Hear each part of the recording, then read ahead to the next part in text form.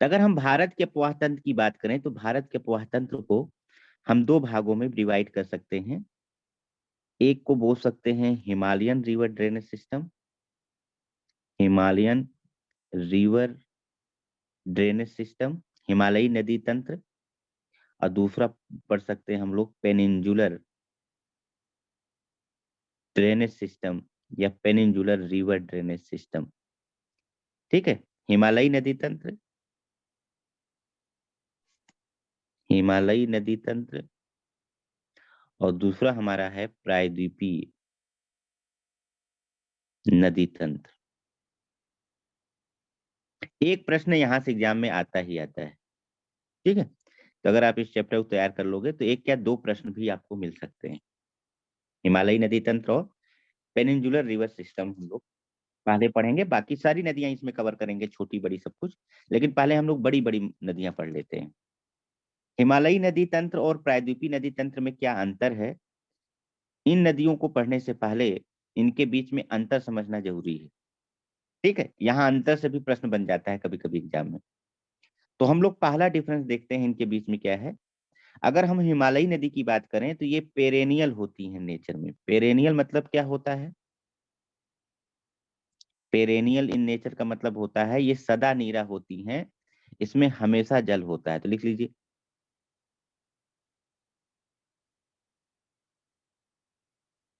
सदा नीरा होती है, हिमालयी नदियां सदा नीरा होती हैं। अब सदा नीरा क्यों होती हैं, सदा नीरा मतलब जिसमें हमेशा जल रहे। सदा नीरा इसलिए होती हैं कि इनका जो सोर्स है, पानी का जो स्रोत है, वो ग्लेशियर के साथ साथ रेनफॉल भी, वर्षा भी है। ठीक है, रेनफॉल और ग्लेशियर, तो इसलिए इसमें हमेशा पानी बना रहता है। वो अलग बात है कि जब बरसात का समय आता है तो पानी की मात्रा ज्यादा हो जाती है, और जब बरसात का समय नहीं होता है, रेनी सीजन नहीं होता है, तो पानी की मात्रा थोड़ी कम हो जाती है। लेकिन ऐसा नहीं कि सूख जाती है, इसमें पानी हमेशा उचित मात्रा में बना रहता है, पेरेनियल नेचर की होती है।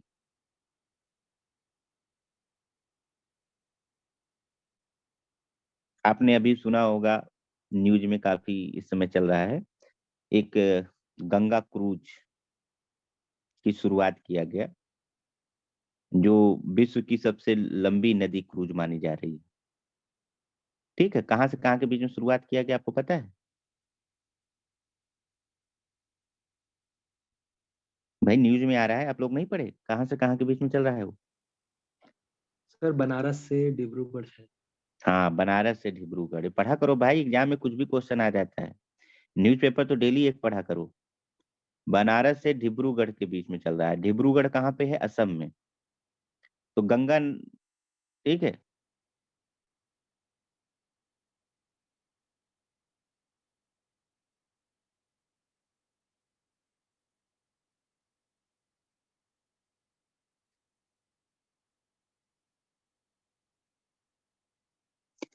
अब आप बताइए, क्या ऐसा कोई रास्ता है जो बनारसी से डिब्रूगढ़ तक पहुंचा दे किसी को, वो भी जलमार्ग से? बताएं, क्या ये नदी डिब्रूगढ़ जाती है, गंगा नदी? No sir. नहीं। तो फिर ये डिब्रूगढ़ तक पहुंचेगी कैसे? सर वो बांग्लादेश में जाने के बाद शायद उसकी शाखा है बिल्कुल, जो। बांग्लादेश में जाकर वो जमुना नदी, ब्रह्मपुत्रा नदी से मिलकर फिर ऊपर जाएगी वो, हाँ। और वो फिर डिब्रूगढ़ पहुंच जाएगी, फिर वहां से वापस आएगी। लगभग 51 डेज में अपना एक ट्रिप कंप्लीट कर लेगी। और पर डे का चार्ज 50,000 रुपीज है इसमें। तो लगभग अगर आप इस क्रूज की सवारी कर रहे हो, 51 डेज का पैकेज ले रहे हो, तो एक आदमी के लिए कम से कम 30 से 35 लाख का इसमें जो है पैकेज बन रहा है, खाना पीना सहित। ठीक है, अब सारे विदेशी इसको बुक करा लिए हैं, और लगभग 5 से 6 साल के लिए बुक हो चुका है। ठीक है, यूरोप, यूरोप कंट्री के देश के लोग इसको बुक करा रहे हैं। भारत के लोगों के पास पहली बात तो 51 डेज समय निकाल पाना बड़ा मुश्किल है, और फिर इतना पैसा कौन अगर अकेले तो जाएगा नहीं, जाएगा तो भाई हस्बैंड वाइफ जाएंगे, दो लोग या बच्चे दो होंगे, तो कुल मिला के 1 करोड़ रुपया तो हो गया, 1 करोड़ 1.5 करोड़। ठीक है, तो सारे अभी विदेशी इसको बुक कराए हैं। जानते हो क्यों ये गंगा और ब्रह्मपुत्र में ही चलाई जा रही है? उसके पीछे कारण है कि नदियां सदा नीरा हैं, इसमें पानी हमेशा उचित मात्रा में रहेगी, इसलिए इसमें क्रूज चल सकती हैं।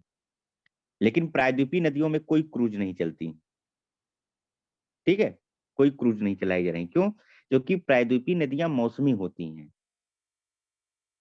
ठंडी और गर्मी के समय में सामान्यतः सूख जाती हैं, पानी की मात्रा बहुत कम हो जाती है, तो वहां पर आपका जो शिप है वो फंस सकता है।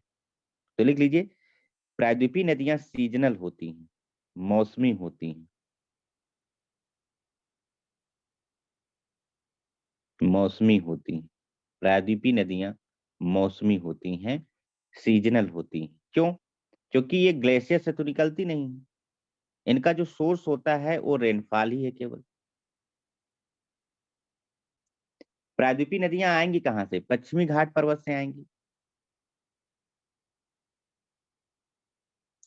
पश्चिमी घाट पर्वत यहाँ पर है, अधिकतर नदियां यहीं से जाती हैं, और इसकी औसत ऊंचाई मैंने आपको पढ़ाया है 1200 से 1500 मीटर है। अब 1200-1500 मीटर की ऊंचाई पे तो ग्लेशियर बन नहीं पाता है। ग्लेशियर को बनने के लिए कम से कम 5 से 6 हजार मीटर की ऊंचाई चाहिए, तब जाके ग्लेशियर का फॉर्मेशन होता है। और हिमालय पे भी हर जगह कहाँ ग्लेशियर है? हिमालय पर भी जो शिवालिक हिमालय है, इस पे कोई भी ग्लेशियर नहीं पाया जाता। लेसर हिमालय पर भी कोई ग्लेशियर नहीं पाया जाता। जो भी ग्लेशियर पाया जाता है ग्रेटर हिमालय पर पाया जाता है, जिसकी ऊंचाई 6000 मीटर से ज्यादा है। ग्रेटर हिमालय पर मिलेगा या ट्रांस हिमालय पर मिलेगा, इसके अलावा कहीं पे ग्लेशियर नहीं पाया जाता भारत में। तो दक्षिण भारत में ग्लेशियर तो कहीं है नहीं जिसके कारण इसको पानी मिले। तो इसके जो है, जो प्रायद्वीपीय नदियां हैं, देखो प्रायद्वीप मतलब होता है दक्षिण भारत की नदियां। प्रायद्वीप किसको बोलते हैं? प्रायद्वीप एक शब्द है भूगोल का। बताइए, क्या आपको बताया था प्रायद्वीप का मतलब क्या होता है, बताएं। जो तीनों ओर से जल से घिरा होता है। हाँ, जो तीनों ओर से जल से घिरा होता है। तो देखो, जो दक्षिण भारत है, इधर अरब सागर से, इधर बे ऑफ बंगाल से, और नीचे इंडियन ओशन से घिरा हुआ है, इसलिए दक्षिण भारत को प्रायद्वीपीय भारत भी कहा जाता है। तो याद रखना, कई जगहों पे प्रायद्वीपीय भारत लिखा होगा, तो ये मत समझ लेना कोई नया भारत पैदा हो गया है। दक्षिण भारत को ही हम प्रायद्वीपीय भारत कहते हैं, क्योंकि ये 3 तरफ से जल से घिरा हुआ है, ठीक है। तो प्रायद्वीपीय नदियों का मतलब हो गया, दक्षिण भारत की नदियों की बात हो रही है। तो दक्षिण भारत की नदियां जो हैं वो मौसमी होती हैं, क्योंकि इनका जो सोर्स ऑफ वाटर होता है वो केवल क्या होता है? वर्षा का जल होता है। ठीक है, क्लियर है यहाँ तक? किसी कोई डाउट? ठीक है, दूसरा अंतर हम लोग देखते हैं। ये नदियां गहरे घाटी, ये नदियां गहरी घाटी,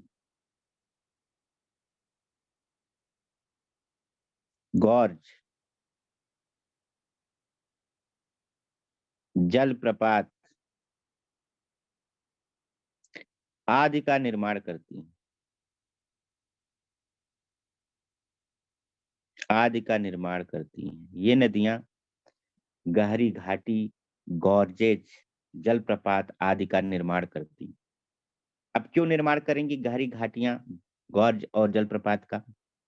गहरे गॉर्ज का मतलब ये जो घाटी बनाती है ना, वी आकार की घाटी बनाती हैं, लिख लेना। ये एग्जाम में कई बार पूछा गया है कि नदियां कौन से आकार की घाटी बनाती हैं, तो आपका आंसर क्या होगा? वी आकार की घाटी बनाती हैं। खुला हुआ है, ठीक है, लिख लिया आप लोगों ने? ये जो है घाटी बनाती हैं गहरी, क्यों? क्योंकि काफी अधिक ऊंचाई से निकल के आती है ना। अधिकतर अगर हिमालयी नदियों की बात किया जाए तो ग्लेशियर इनका सोर्स है, किसी न किसी ग्लेशियर से निकलती हैं सब। वो काफी अधिक ऊंचाई से निकलती है। जब काफी अधिक ऊंचाई से पानी नीचे आएगा तो उसमें स्पीड ज्यादा होगा, तो उसकी काटने की क्षमता ज्यादा होगी, इरोजन पावर ज्यादा होगा, अपरदन की क्षमता ज्यादा होगी। इसलिए गहरे घाटी गाज और जलप्रपात का निर्माण करते हैं। ठीक है, तो ब्रैकेट में लिख सकते हो, अत्यधिक ऊंचाई से, अत्यधिक ऊंचाई से निकलने के कारण, अत्यधिक ऊंचाई से निकलने के कारण, ड्यू टू, या ऐसा लिख सकते हो, because its source,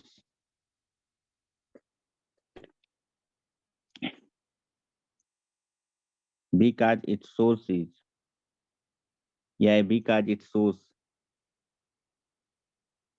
is located at very height लिख सकते हो, बहुत ऊंचाई पर जो है स्थित होती है। देखो ये नदियां गहरे गार्ज, घाटी आदि का निर्माण नहीं कर पाती, आदि का निर्माण नहीं कर पाती हैं। क्यों? क्योंकि कम ऊंचाई से निकलने के कारण, लिख सकते हो कम ऊंचाई से निकलने के कारण।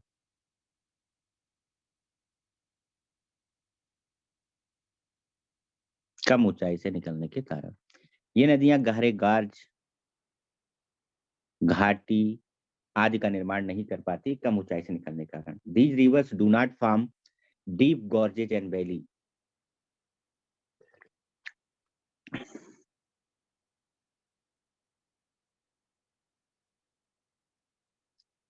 डीप गॉर्जेज एंड वैली, ये दो अंतर हमने देखा। और अंतर हम लोग देख लेते हैं। तीसरा अंतर,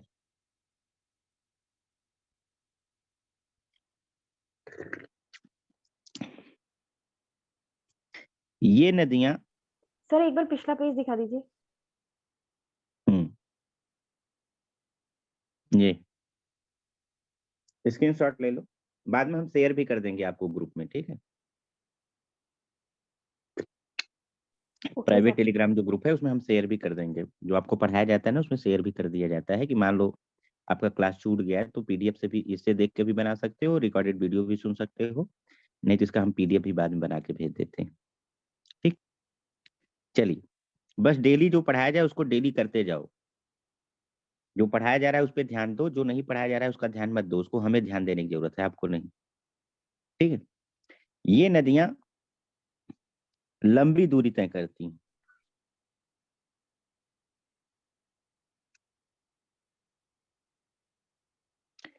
these rivers covers longer distance, ये नदियां लंबी दूरी तय करती हैं। ये नदियां छोटी होती हैं या कम दूरी तय करती हैं।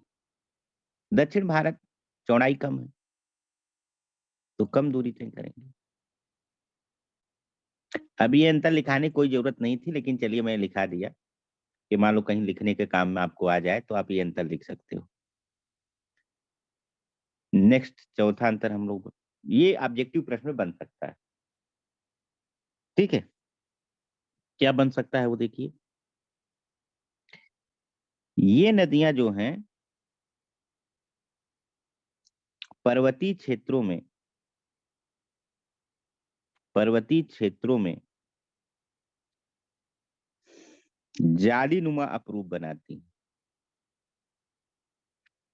जालीनुमा अपरूप बनाती हैं। ट्रेलिस पैटर्न उसको बोलते हैं। ये नदियां पर्वतीय क्षेत्रों में जालीनुमा अपरूप बनाती। These river forms trellis pattern in hilly region, ठीक है। Trellis pattern in hilly region. आप बोलोगे सर ये क्या होता है, अभी आपको इसको बताएंगे ये क्या होता है, पहले लिख लीजिए। जालीनुमा अपरूप बनाती हैं और मैदानी क्षेत्रों में, और मैदानी क्षेत्रों में वृक्षनुमा अपरूप बनाती, वृक्षनुमा अपरूप बनाती। And in plain region it forms dendritic pattern, and in plain region it forms dendritic pattern, ठीक है। ये ट्रेलिस पैटर्न बनाती हैं इन हिली रीजन में, और प्लेन रीजन में क्या बनाती हैं, डेंड्रेटिक पैटर्न। देखो ये नदियां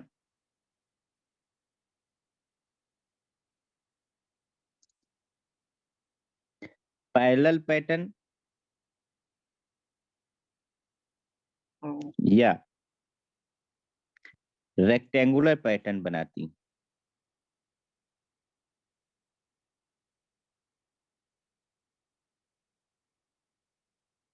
These river forms parallel pattern are rectangular pattern, इसको बोलते हैं आयत नुमा अपरूप बनाती हैं। ये नदियां आयत नुमा अपरूप बनाती।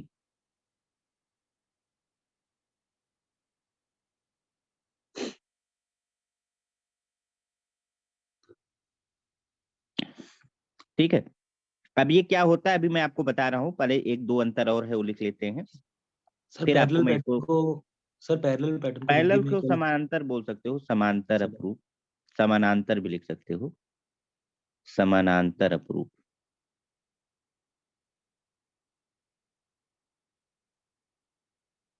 बोलते ना पैरेलल लाइन है, समानांतर लाइन है।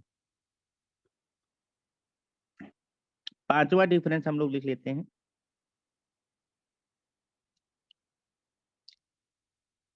ये नदियां मैदानी क्षेत्रों से होकर बहती हैं, मैदानी क्षेत्रों से होकर बहती हैं, इसलिए अवसादों की मात्रा ज्यादा होती है, इसलिए अवसादों की मात्रा ज्यादा होती है। These river flow through the plain region, that's why it contains, या इट इज हैवी लोडेड भी लिख सकते हो, या इट कंटेन्स सेडिमेंट्स।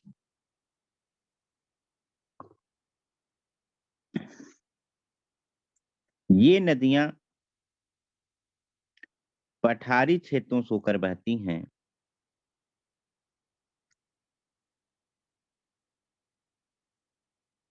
ये नदियां पठारी क्षेत्रों से होकर बहती हैं, इसलिए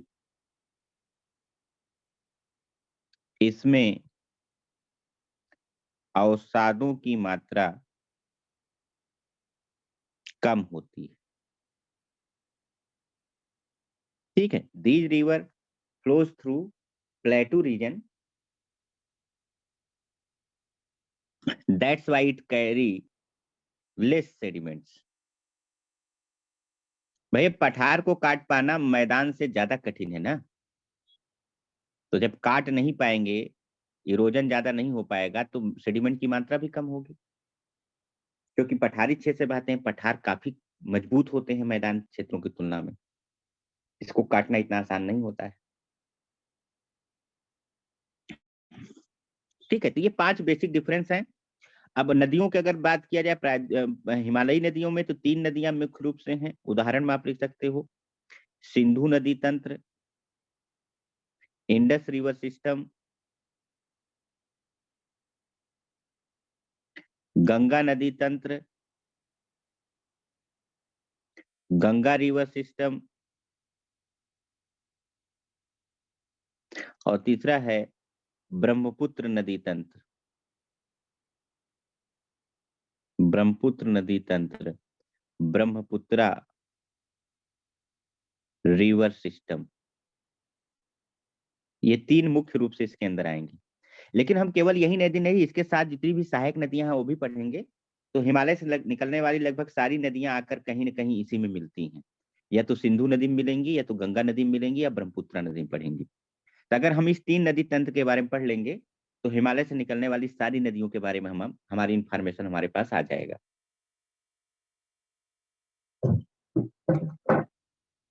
और प्रायद्वीपीय नदियों में 3 नदियां मुख्य रूप से आती हैं, गोदावरी, कृष्णा और कावेरी। तो दक्षिण भारत की अधिकांश नदियां जो छोटी मोटी हैं वो निकलकर कहीं न कहीं गोदावरी से कोई मिलती है, या कोई कृष्णा से मिलेगी, कोई कावेरी से मिलेगी। तो अगर इन 3 नदियों के बारे में आप विस्तार से पढ़ लोगे, तो लगभग दक्षिण भारत की सभी नहीं, लगभग मोस्टली नदियां कवर हो जाएंगी। इसके अलावा और भी नदी बचती हैं, जैसे महानदी है, नर्मदा है, ताप्ती है, माही है, साबरमती है, और भी ऐसे छोटे मोटे नदियां हैं, उसको हम लास्ट में चर्चा करेंगे। पहले हम ये 6 नदी तंत्र के बारे में पढ़ेंगे। सिंधु, गंगा, ब्रह्मपुत्रा, गोदावरी, कृष्णा, कावेरी, इनके बारे में मुख्य रूप से पहले हम लोग पढ़ेंगे। तो चलिए हम लोग, अच्छा हाँ, आपको बताना था पैटर्न क्या होता है। ठीक है, पैटर्न क्या होता है ये बताना था। ठीक, तो चलिए बता देते हैं पैटर्न क्या होता है। आप लोग लिख लिए इतना? Yes sir. लिख लिए ना? छूटा तो नहीं? स्क्रीनशॉट भी ले सकते हो अपने मोबाइल से, ऐसे खींच स्क्रीनशॉट ले लो जैसे लेते हैं, नहीं तो हम इसको भी शेयर कर देंगे, जिनका छूटा होगा वहां से नोट कर लेंगे।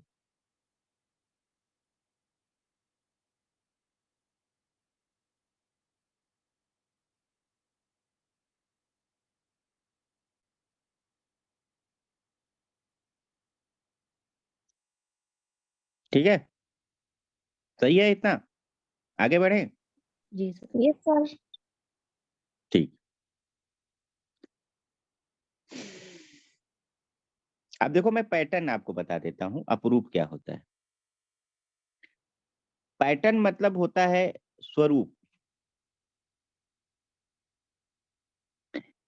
नदी और उसकी सहायक नदियां मिलकर एक पैटर्न बनाती हैं। जैसे कोई गैंग होता है ना, बहुत सारे गैंग होते हैं अलग अलग क्षेत्रों में। ठीक है, वो गैंग जब कोई काम करते हैं तो एक पैटर्न के आधार पे काम करते हैं। अब गैंग का एक लीडर होगा, कई सारे उसके असिस्टेंट होंगे। उसी प्रकार यहाँ नदियों का पैटर्न बनता है, और नदी का पैटर्न एक मेन नदी और उसकी सहायक नदियों से मिलकर बनता है। ठीक है, जैसे फॉर एग्जाम्पल एक पैटर्न की मैं बात करूं, जैसे मान लो हम हिमालयी नदियों की बात कर रहे हैं पर्वतीय क्षेत्रों में, तो मान लीजिए एक हिल है, ये हिल है, पर्वत चोटी है, एक चोटी इधर है, एक हिल ये है, और यहाँ पे ग्लेशियर हैं कई सारे, और ये बीच में घाटी है। तो जब ये ग्लेशियर का पानी मेल्ट होगा, तो मेल्ट होने के बाद सीधा नीचे आएगा, क्योंकि काफी ऊंचाई पे ग्लेशियर बनते हैं। पानी जब मेल्ट होगा ग्लेशियर, तो पानी मेल्ट होके नीचे आएगा, इधर से मेल्ट होगा तो इसी घाटी में आएगा। इस तरह कई सारी छोटी छोटी धाराएं आकर नीचे मिलती हैं, और उन सब के मिलकर एक बड़ी धारा का निर्माण होता है।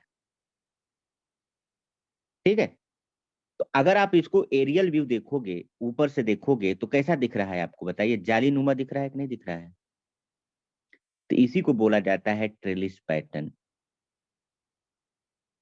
तो हिमालयी नदियां जो है पर्वतीय क्षेत्रों में जालीनुमा आकृति बनाती हैं, तो इसीलिए इसको बोला जाता है ट्रेलिस पैटर्न। अब देखो, यही हिमालयी नदियां जब मैदानी क्षेत्रों में प्रवेश करती हैं, तो मैदानी क्षेत्र की जो मिट्टियां होती हैं भुरभुरी होती हैं, मुलायम होती हैं। तो जो नदियां होती हैं वो अपना रास्ता खुद बनाती हैं, यहाँ नदी को रास्ता देने की जरूरत नहीं है, वो अपना रास्ता सीधा खुद बना के आके मिल जाएगी। आपको यहाँ रास्ता देने की जरूरत नहीं है। तो आपको ये कैसा आकृति नजर आ रहा है बताइए?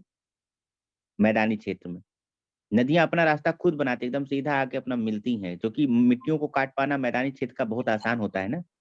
तो आपको कैसा लग ये रहा है बताइए, किस आकृति का लग रहा है आपको? फिर क्या करती है? वृक्ष, वृक्षनुमा लग रहा है। तो वही तो मैंने आपको लिखाया कि जो हिमालयी नदियां हैं वो मैदानी क्षेत्रों में जालीनुमा स्वरूप बनाती हैं, तो मैदानी क्षेत्रों में कैसा स्वरूप बना रही हैं? वृक्षनुमा। ठीक है, अब देखिए कुछ नदियां हैं जो एक और पैटर्न बनाती हैं, जैसे रेक्टेंगुलर पैटर्न की हम बात कर रहे हैं। तो प्रायद्वीपीय नदियां कुछ रेक्टेंगुलर पैटर्न बनाती हैं, कुछ पैरेलल पैटर्न बनाती हैं। पैटर्न मतलब ऐसे पैरेलल जाती सहायक नदियां।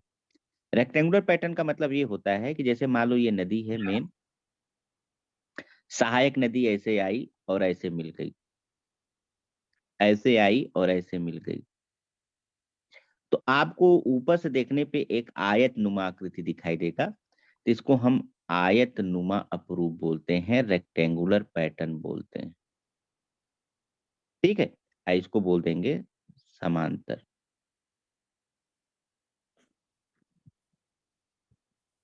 अब आप बोलोगे सर ऐसे क्यों मिलेंगी ये प्रायद्वीपीय नदियां? देखो प्रायद्वीपीय नदियां पठारी क्षेत्र से होकर बहती हैं। अब पठार की जो होता है वो बहुत ही मजबूत होता है, अधिकतर बसाल्टिक लावा का बना हुआ है दक्षिण भारत का पठार।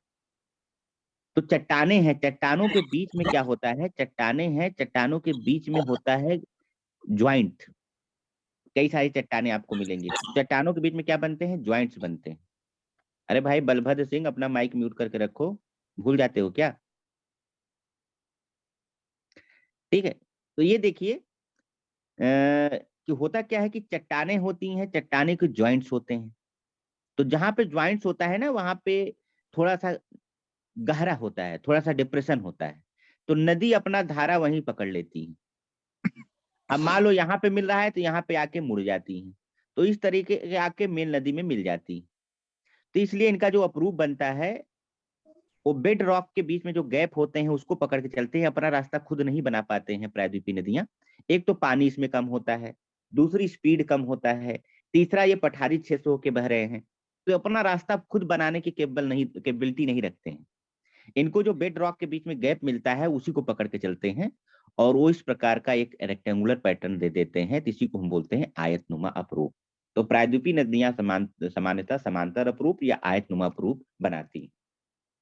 अब जैसे मान लीजिए अमरकंटक पठार है, अमरकंटक पठार है, तो अमरकंटक पठार कहाँ पे होगा आप लोग बताइए, अमरकंटक पठार कहाँ पर है? सर ये झारखंड बिहार वाला एरिया है।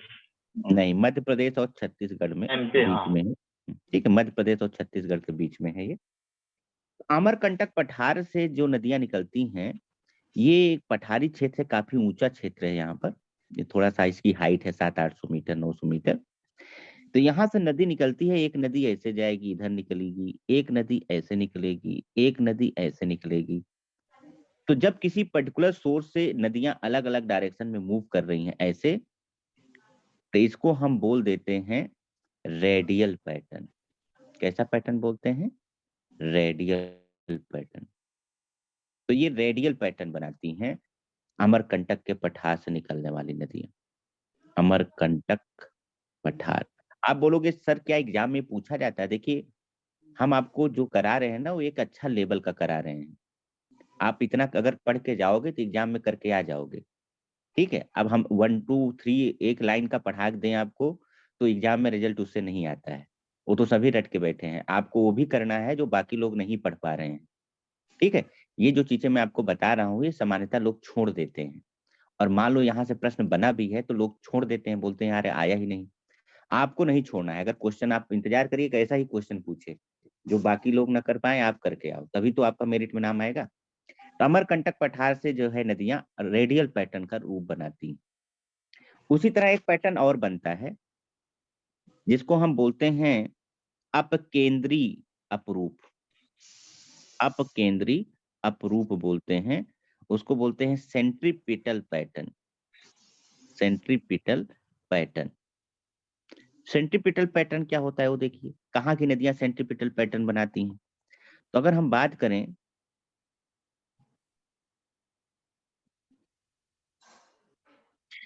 तो जैसे मान लीजिए कि ये एक डिप्रेशन है, डिप्रेशन मतलब एक गहरा क्षेत्र है। नदी आई यहाँ पर, एक नदी इधर से छोटी आई यहाँ पर, एक नदी आई इधर आके मिल गई, इसी में इकट्ठा हो गई। तो ऐसे पैटर्न को हम बोलते हैं अपकेंद्री अपरूप। ठीक है, जैसे लूनी और उसकी सहायक नदियां हैं राजस्थान में, ये जो है सेंट्रीपिटल पैटर्न बनाती हैं। लूनी और उसकी सहायक नदियां, Luni and its tributary river, Luni and its tributary river कैसा पैटर्न बनाती है बताइए? सेंट्रीपिटल। अब हिंदी में क्या बोलते हैं? अब केंद्रीय ही बोलते हैं शायद। ठीक है, लेकिन इंग्लिश में इतना कंफर्म है कि उसको सेंट्रीपिटल बोला जाता है। ठीक है, तो ये देखिए इतना अप्रूव बनाती हैं नदियां अलग अलग क्षेत्रों में। तो आप इसको, आपको कोई कंफ्यूजन नहीं, आपसे अगर एग्जाम में पैटर्न के बारे में पूछेगा तो आप बता ले जाओगे कि ये पैटर्न क्या होते हैं। बताएं? Yes yes sir. सर। ठीक है, तो अब हम आते हैं नदी तंत्र पर, जहां पे हमारा मेन मुद्दा शुरू होगा। ठीक है, सर एक और बार समानांतर वाला बता देंगे। समानांतर मतलब जैसे एक नदी ऐसे जा रही है, एक नदी ऐसे जा रही है, एक नदी ऐसे जा रही है, और लास्ट में कहीं जाके सागर में मिल जाती हैं, ठीक है। तो कई मतलब बहुत दूरी तक ये पैरेलल गई, इसी को हम समांतर बोल देते हैं, ठीक है। तो कुछ दूरी तक समांतर अपरूप बनाती हैं प्रायद्वीप नदियां, और कहीं कहीं पे आयतनुमा अपरूप बनाती हैं। सर ये अमरकंटक छोटा नागपुर के पठार के अंदर आएगा? अमरकंटक पठार नहीं, छोटा नागपुर पठार के ऊपर तो आपका वो आ जाएगा, छोटा नागपुर पठार के ऊपर आ जाएगा झारखंड, ठीक है। झारखंड पूरी तरह छोटा नागपुर पठार के ऊपर बसा हुआ है। इसके अलावा जो झारखंड से लगे हुए राज्य है ना, वहां पर भी छोटा नागपुर पठार का थोड़ा सा विस्तार आपको मिल जाएगा, जैसे बिहार, बिहार का दक्षिणी भाग, पश्चिम बंगाल का पश्चिमी भाग, छत्तीसगढ़ का उत्तरी भाग, ठीक है। तो यहाँ पर भी आपको जो है छोटा नागपुर पठार का विस्तार देखने को मिलेगा, ठीक है। मध्य प्रदेश में ओके नहीं है इसका छोटा नागपुर पठार का विस्तार, ठीक। Okay sir, okay. अमरकंटक अलग चीज है और छोटा नागपुर पठार अलग चीज है, दोनों का कोई लेना देना नहीं है एक दूसरे से, ठीक है। ठीक है सर, ठीक है सर। ठीक। तो आपको अपरूप मैंने बता दिया, दोनों नदियों के बीच में अंतर क्या है वो बता दिया। अब हम लोग आएंगे, ठीक है, नदी तंत्र के बारे में पढ़ेंगे, नदियों के बारे में पढ़ने जा रहे हैं और उसकी सहायक नदियों के बारे में पढ़ने जा रहे हैं।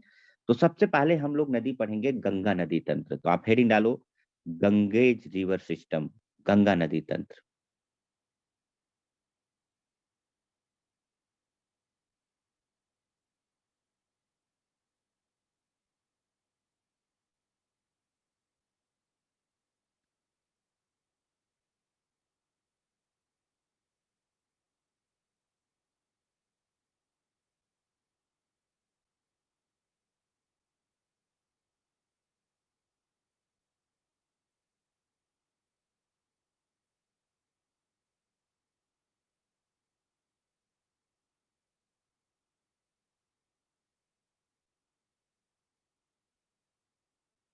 डाल दिया गंगा नदी तंत्र हेडिंग?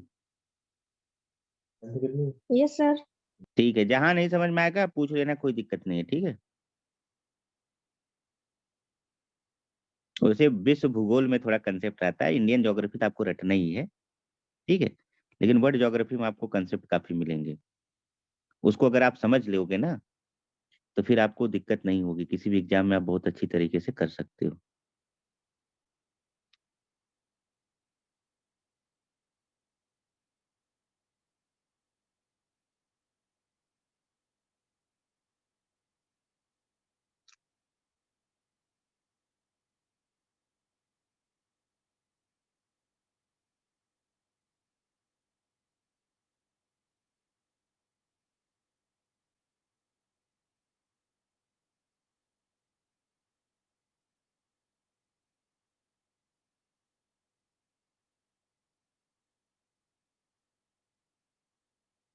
मैं एक फाइल पीडीएफ शेयर कर रहा हूँ, उसके थ्रू आपको पढ़ा देता हूँ, थोड़ा सा जल्दी हो जाएगा।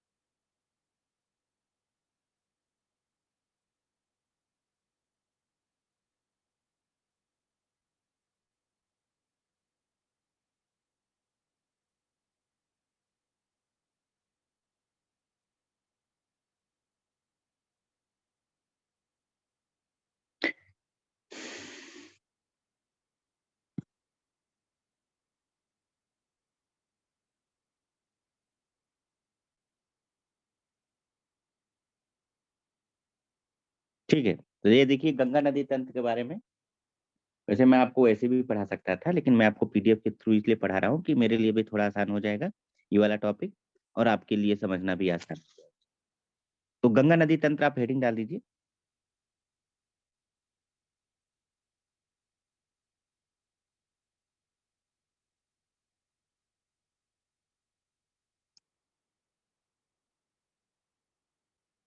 ठीक है, अगर हम गंगा नदी की बात करें तो गंगा नदी का जो उद्गम स्थान है, जो सोर्स है, आपको नदियों का सोर्स पढ़ना जरूरी है, एग्जाम में पूछ लेता है। तो गंगा नदी का सोर्स जो है सबको पता है, गोमुख है, तो लिख लीजिए इसका उद्गम स्थान जो है गोमुख है। It's source is Gomukh near Gangotri glacier, near Gangotri glacier. ये उत्तर काशी उत्तराखंड में है। ठीक है, लिखो it's source is Gomukh near Gangotri glacier, Uttar Kashi district Uttarakhand.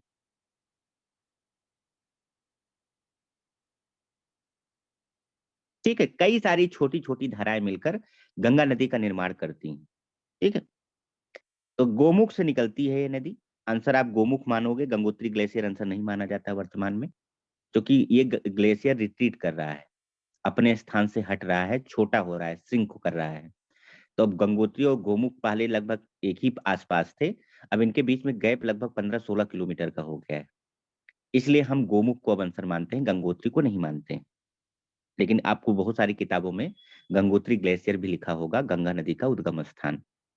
Uttarakhand के पेपर में आया था, तो उत्तराखंड पीसीएस के एग्जाम में इवन गोमुख को आंसर माना गया था, गंगोत्री ग्लेशियर दोनों विकल्प में थे, गोमुख और गंगोत्री ग्लेशियर, तो आंसर गोमुख को माना गया था, गंगोत्री ग्लेशियर को नहीं माना गया था। ठीक है, तो ये जो नदी है अगर देखा जाए तो गंगोत्री ग्लेशियर से निकल पास से गोमुख से निकल रही है, लेकिन जब ये नदी निकलती है तो इसका नाम रहता है भागीरथी। देखो इस नदी को किस नाम से जानते हैं, भागीरथी। भागीरथी नदी के नाम से निकलती है। लिखो देवप्रयाग में भागीरथी नदी अलकनंदा से मिलती है। At Devprayag Bhagirathi river meets with Alaknanda river. Devprayag में भागीरथी नदी अलकनंदा से मिलती है और उसके बाद से यह गंगा नदी के नाम से जानी जाती है। ठीक है, भागीरथी नदी अलकनंदा नदी से मिलती है देवप्रयाग में, उसके बाद से गंगा नदी के नाम से जानी जाती है। एट देवप्रयाग भागीरथी नदी या Bhagirathi river meets with Alaknanda river and after that it is called Ganga river. उसके बाद से इसे गंगा नदी के नाम से जाना जाता है। ठीक है, तो देखिए ये है देवप्रयाग। देवप्रयाग के आगे जो गंगा है उसको हम, देवप्रयाग के आगे को ही हम बोलते हैं गंगा नदी, उसके पहले भागीरथी नदी होती है।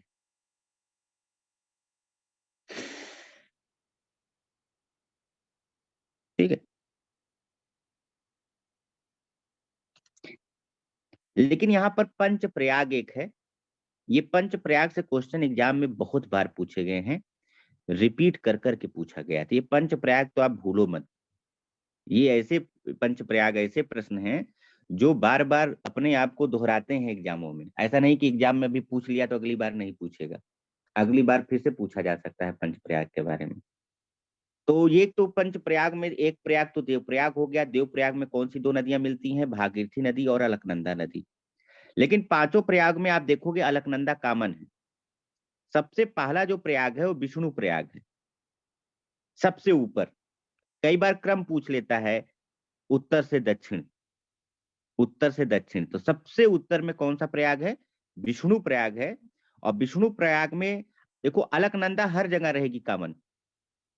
अलकनंदा में कौन सी नदी मिलती है, धौली गंगा। तो अलकनंदा में जो धौली गंगा मिलती है जहां पर, उसको कहते हैं विष्णु प्रयाग। तो लिख लो विष्णु प्रयाग सबसे ऊपर रहेगा, धौली गंगा अलकनंदा से मिलती है। विष्णु प्रयाग के नीचे आएगा नंद प्रयाग। नंद प्रयाग में देखिए अलकनंदा नदी आ रही है, ये अलकनंदा नदी है, पूरा अलकनंदा नदी है ये यहाँ तक। इस अलकनंदा नदी से मिल रही है, कौन सी नदी मिल रही है, कौन कौन सी नदी दिख रही है? नंदाकिनी, नंदाकिनी, मंदाकिनी नहीं, नंदाकिनी। ठीक है, जब नंदाकिनी नदी अलकनंदा से मिलती है तो उस संगम को कहा जाता है नंद प्रयाग। अब तीसरा जो है प्रयाग में कर्ण प्रयाग है। तो कर्ण प्रयाग में अलकनंदा नदी के साथ कौन सी नदी मिल रही है? पिंडर। ठीक है, पिंडर नदी जब मिलती है अलकनंदा से जहां पर, तो उसको कर्ण प्रयाग कहा जाता है। ठीक, तो याद रखना सबसे ऊपर विष्णु प्रयाग, फिर नंद प्रयाग, फिर कर्ण प्रयाग, फिर रुद्र प्रयाग। तो रुद्र प्रयाग में आप देखिए कौन सी नदी मिल रही है अलकनंदा से? मंदाकिनी। ठीक है, ये देखो मंदाकिनी आके मिल रही है। तो लिखो रुद्र प्रयाग, उसके बाद मंदाकिनी अलकनंदा से मिलती है। तो देखो हर एक में अलकनंदा कॉमन है। ठीक, तो इसी को पंच प्रयाग कहा जाता है। देव प्रयाग तो हमने पढ़ ही लिया, विष्णु प्रयाग, नंद प्रयाग, कर्ण प्रयाग और रुद्र प्रयाग ये भी हमने पढ़ लिया कहाँ पे है। इनका क्रम याद रखना, उत्तर से दक्षिण में एक क्रम है, क्रम भी याद रखना चाहिए आपको। सबसे ऊपर विष्णु प्रयाग, फिर नंद प्रयाग, फिर कर्ण प्रयाग, फिर रुद्र प्रयाग, फिर देव प्रयाग। तो देव प्रयाग में भागीरथी अलकनंदा से मिलती है और उसके बाद से इसे गंगा नदी के नाम से जाना जाता है। अब बात किया जाए गंगा नदी की कुल लंबाई, टोटल लेंथ कितनी है गंगा नदी की? तो गंगा नदी की कुल लंबाई, वैसे नदी की लंबाई एग्जाम में तो बहुत कम ही पूछे जाते हैं, लेकिन उत्तराखंड एग्जाम का कोई भरोसा है नहीं, ये कुछ भी पूछ सकते हैं, लेकिन लंबाई निकाल पाना बड़ा मुश्किल है ना, मियंडरिंग भी तो करती हैं। 2525 किलोमीटर माना जाता है गंगा की पूरी लंबाई। लिख लीजिए, total length of Ganga 2525 kilometre. इस नदी की कुल लंबाई 2525 किलोमीटर है।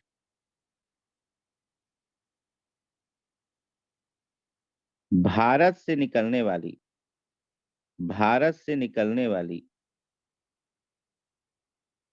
भारत की सबसे लंबी नदी,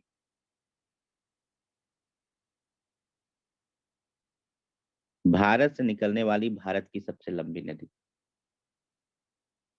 ठीक है, it is the longest river of India which origin in India, which origin in India. Bharat से निकलने वाली भारत की सबसे लंबी नदी है गंगा। अगर आपसे पूछा जाए भारत से होकर जाने वाली सबसे लंबी नदी कौन सी है, तब आंसर आपका क्या होगा बताइए? ब्रह्मपुत्र। ब्रह्मपुत्र। ब्रह्मपुत्र की लंबाई 2900 किलोमीटर। पुत्र होगा ब्रह्मपुत्र। हाँ, ब्रह्मपुत्र होगा। ठीक है, तो ये लिख लिया आपने, इसकी लंबाई, भारत से निकलने वाली भारत की सबसे लंबी नदी गंगा नदी।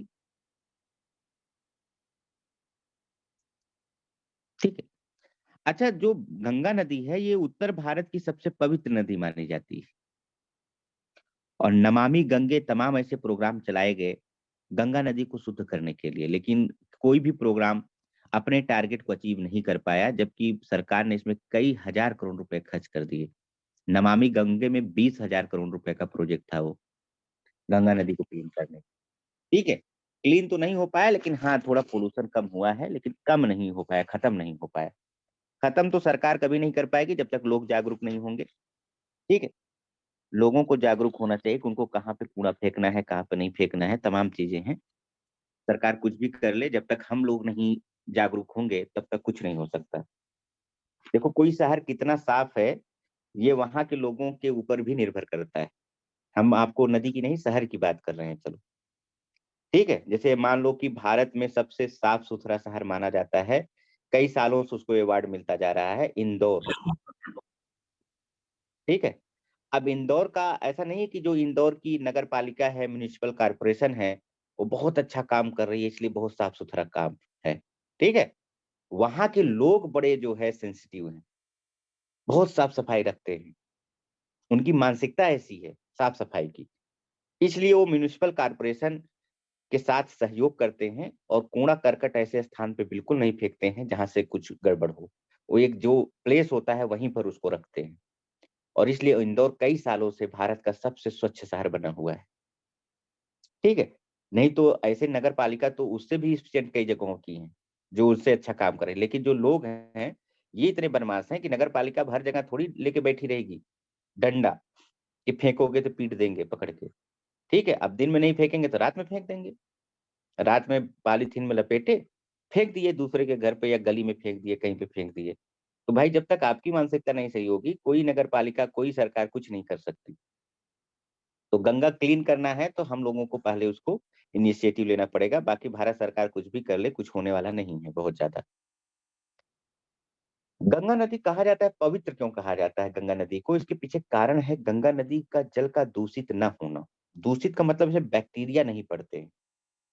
गंदगी तो इसमें है, लेकिन कहा जाता है कि इसमें बैक्टीरिया नहीं पड़ते हैं। और वास्तव में अगर गंगा नदी के जल को आप रख दो तो कई सालों के रखने के बाद भी वो पानी जो है उसमें बैक्टीरिया नहीं पनपता है। इसके ऊपर काफी रिसर्च हो रहा है और रिसर्च हुआ है कि आखिर ऐसी क्या खास बात है गंगा नदी के जल में। बाकी कोई भी नदी का जल आप रख दो, 15 दिन 20 दिन बाद उसमें कीड़े पड़ जाएंगे, बैक्टीरिया उत्पन्न हो जाएगा, पानी खराब हो जाएगा पूरी तरह से। लेकिन ये पानी आप लोग सब लोग घर में रखते हैं, गंगा नदी के पानी डिब्बे में भर के। आप उसको 2 साल बाद निकालो, 3 साल बाद निकालो, उसमें कभी कीड़े आपको नहीं मिलेंगे। तो इसके पीछे कारण माना जाता है कि गंगा नदी के जल में एक वायरस पाया जाता है जिसका नाम है बैक्टीरियोफेज। ये साइंटिस्ट लोग ने जो रिसर्च किया है वो बताते हैं। बैक्टीरियोफेज नामक एक वायरस पाया जाता है। नाम है बैक्टीरियोफेज, लेकिन ये बैक्टीरिया नहीं है, याद रखना, ये वायरस है। ये बैक्टीरिया का भक्षण कर लेता है, इस वजह से इसमें बैक्टीरिया नहीं पनपते हैं। तो लिख लीजिए आप इसमें, गंगा नदी के जल में बैक्टीरियोफेज नामक वायरस पाया जाता है। बैक्टीरियोफेज वायरस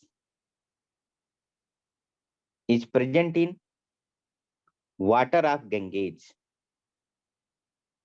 गंगा नदी के जल में बैक्टीरियोफेज नामक वायरस पाया जाता है जो बैक्टीरिया को पनपने नहीं देता, या जो बैक्टीरिया का भक्षण कर लेता है, ये लिख सकते हो।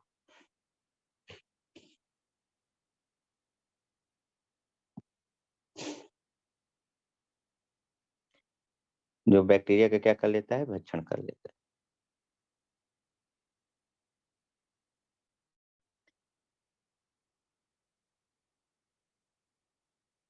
अब देखो ये नदी जाती कहाँ कहाँ से, उत्तराखंड, उत्तर प्रदेश, बिहार, वैसे झारखंड को थोड़ा सा टच करती है, फिर पश्चिम बंगाल में जाती है, फिर बांग्लादेश में प्रवेश करती है।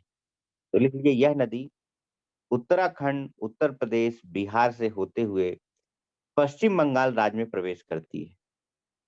This river enters in West Bengal after passing through Uttarakhand, Uttar Pradesh and Bihar.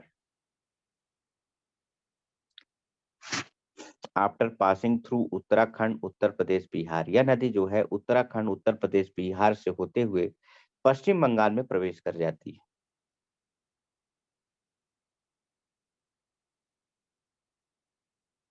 लिखो पश्चिम बंगाल में यह नदी 2 शाखाओं में विभाजित हो जाती है।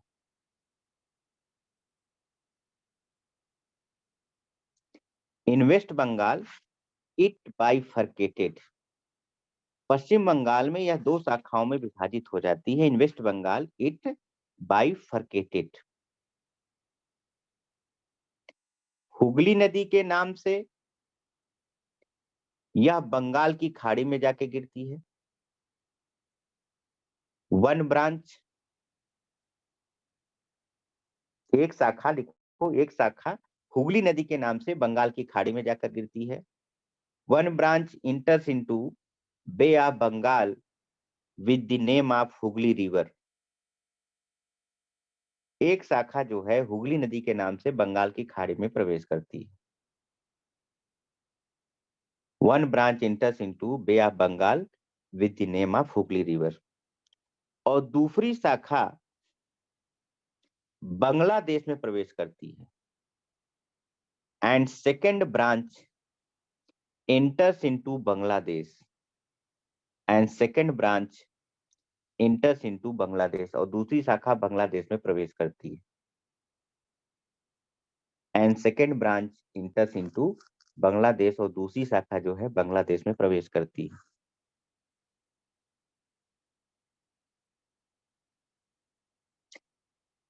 पद्मा नदी के नाम से, with the name Padma river, Padma नदी के नाम से। तो गंगा नदी को बांग्लादेश में पद्मा नदी के नाम से जाना जाता है। ठीक है, गंगा नदी का ही नाम बांग्लादेश में क्या हो जाता है, पद्मा नदी। जो शाखा बांग्लादेश में प्रवेश करती है उसको पद्मा नदी के नाम से जाना जाता है।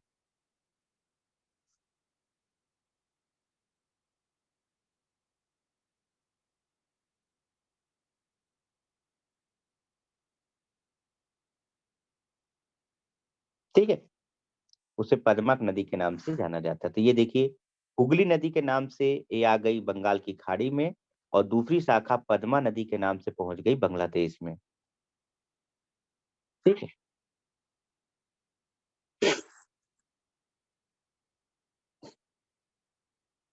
ये है प्रयागराज। यमुना नदी जो है इसकी सबसे बड़ी सहायक नदी मानी जाती है। देखो नदियां, जैसे ये गंगा नदी है, देखिए गंगा नदी है, ध्यान से देखिए, ये गंगा नदी है। तो आप गंगा नदी के डायरेक्शन में अपना फेस कर लीजिए ये।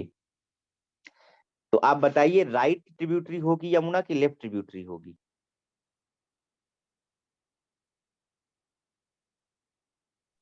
बताएं। राइट। राइट ट्रिब्यूटरी होगी, बिल्कुल सही। अगर आप इधर जा रहे हो, इधर फेस है आपका, तो ये राइट हुआ, और ये क्या हुआ, लेफ्ट। लेफ्ट। तो आपसे कई बार एग्जाम में ऐसा भी क्वेश्चन पूछ रहा है कि ये जो है इसकी सहायक नदी है, इस नदी की तो राइट ट्रिब्यूटरी है कि लेफ्ट ट्रिब्यूटरी है। ऐसे भी प्रश्न आजकल बनने लगे हैं। तो याद रखना, ये लेफ्ट ट्रिब्यूटरी जो है, ऊपर से जो नदियां आ रही हैं, राइट ट्रिब्यूट यमुना हो गई और दूसरी हो गई सोन। तो दो इसकी राइट ट्रिब्यूटरी आपको मुख्य रूप से मिलेंगी। तो लिख लियो, इसकी सहायक नदियां, हेडिंग डालो गंगा की सहायक नदियां। और आज की आखिरी टॉपिक हमारा है इट्स ट्रिब्यूटरी, इसकी सहायक नदियां।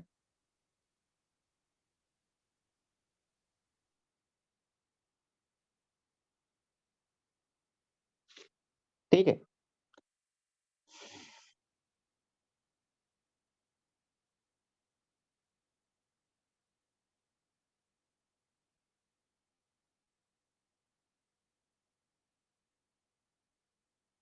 अब ये डायग्राम में आप कंफ्यूज हो रहे हो तो मैं आपको डायग्राम बना देता हूं, आप ये रफ डायग्राम बना लीजिए। क्योंकि वो आप इतना उसमें कुछ लिखा हुआ है कि आपको समझ में नहीं आएगा कि क्या लिखूं क्या ना लिखूं। तो मैं इसको बना देता हूं, आप लोग बस इसको कॉपी कर लो। ठीक है, तो मान लो ये गंगा नदी है।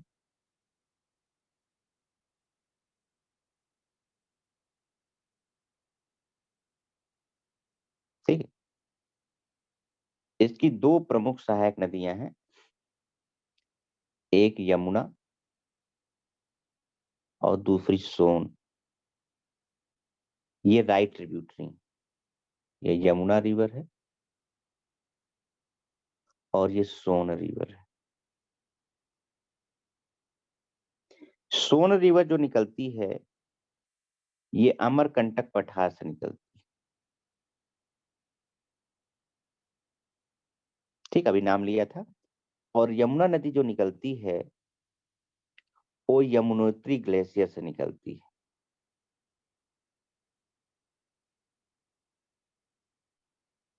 और गंगा जो निकल रही है, इसको तो लिखा ही दिया था अभी, गंगा जो है वो गोमुख से निकल रही है।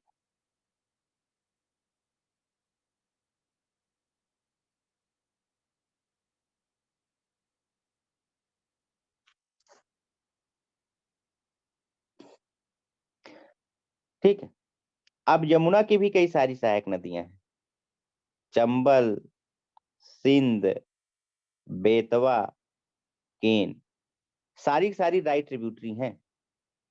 Chambal river, Chambal Sindh river, Betwa river और केन रिवर, ये यमुना की सहायक नदियां हैं। एक इसकी सहायक नदी है रिहंद।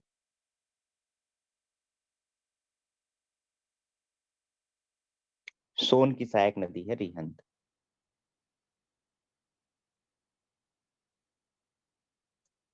और नदी के बारे में देखें तो एक नदी आके इससे मिलती है फर्रुखाबाद में, रामगंगा रिवर, रामगंगा नदी।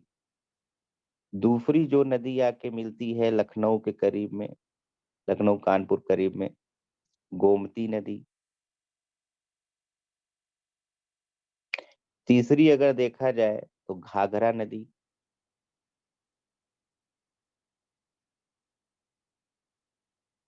नेक्स्ट अगर हम देखें तो गंडक नदी, गंडक नदी।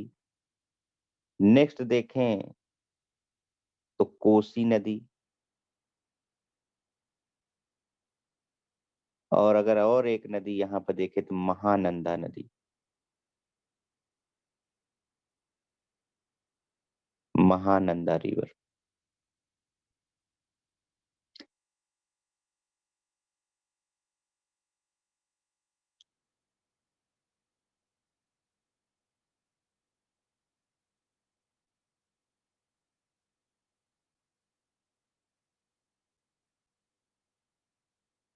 पद्मा रिवर, हुगली नदी।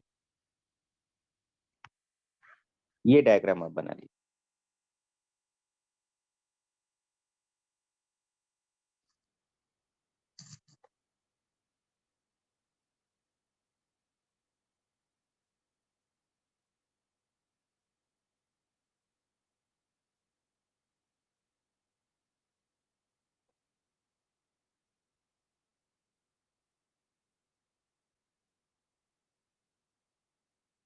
ठीक है, तो एग्जाम में उत्तराखंड के ही पेपर में एक एग्जाम में आया था, एग्जाम का नाम मुझे याद नहीं है, पूछ लिया था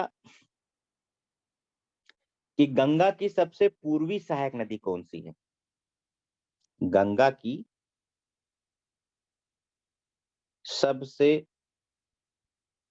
पूर्वी सहायक नदी।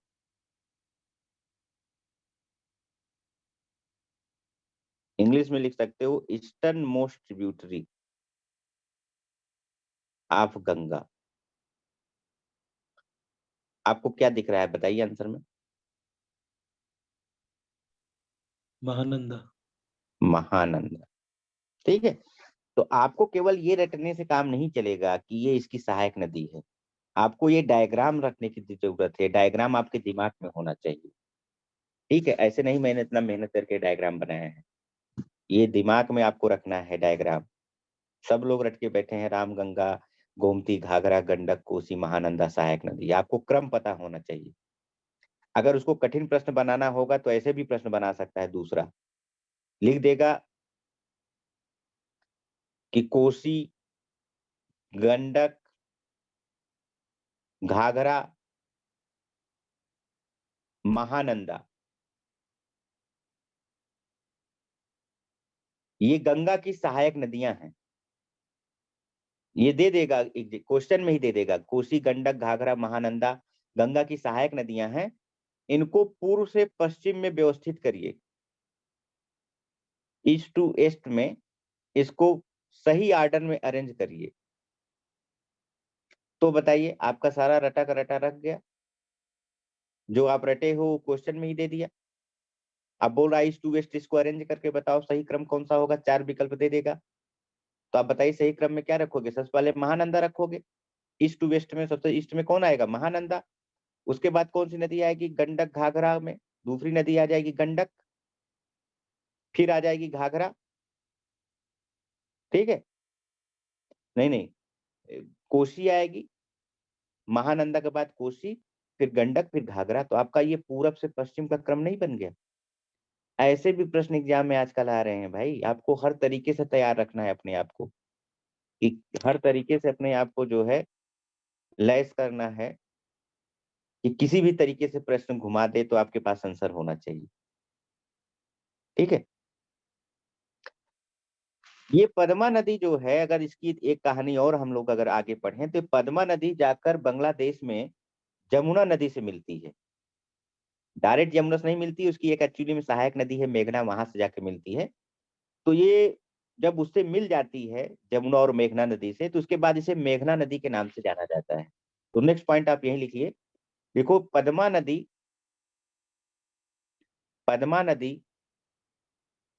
जब बांग्लादेश के जमुना नदी से मिलती है, जमुना नदी वहां के ब्रह्मपुत्रा नदी को कहा जाता है, ब्रह्मपुत्रा नदी को बांग्लादेश में जमुना नदी कहा जाता है। लिखो पद्मा नदी जब बांग्लादेश में जमुना नदी से मिलती है, तो उसके बाद से इसे मेघना नदी के नाम से जाना जाता है, मेघना नदी के नाम से जाना जाता है। Padma river when meets with Jamuna river in Bangladesh, Padma नदी जब बांग्लादेश में जमुना नदी से मिलती है, तो उसके बाद से इसे मेघना नदी के नाम से जाना जाता है, तो उसके बाद से इसे मेघना नदी के नाम से जानते। अब आपसे पूछा जाए कि गंगा की सबसे बड़ी सहायक नदी कौन सी है, तो बताइए गंगा की सबसे बड़ी सहायक नदी आपको कौन सा इसमें दिख रहा है? अभी मैंने बताया भी था आपको, यमुना। सर यमुना। यमुना। ठीक है, जमुना, जमुना नहीं यमुना, क्योंकि जमुना तो बांग्लादेश में है ना, जमुना, ब्रह्मपुत्रा को जमुना कहते हैं, यहाँ यमुना लिखोगे आप। यमुना जो है गंगा की सबसे बड़ी सहायक नदी है, तो लिख लीजिए Yamuna is the longest tributary of, Yamuna is the longest tributary of Ganga river. Yamuna जो है वो गंगा की सबसे लंबी सहायक नदी है, इसकी लंबाई लगभग 1376 किलोमीटर है, इट्स लेंथ अबाउट 1376 किलोमीटर, और यह नदी प्रयागराज में आकर गंगा नदी से मिलती है, यह नदी प्रयागराज में आकर गंगा नदी से मिलती है। This river meets with Ganga in Prayagraj, और यह नदी जो है प्रयागराज में आकर गंगा नदी से मिलती है।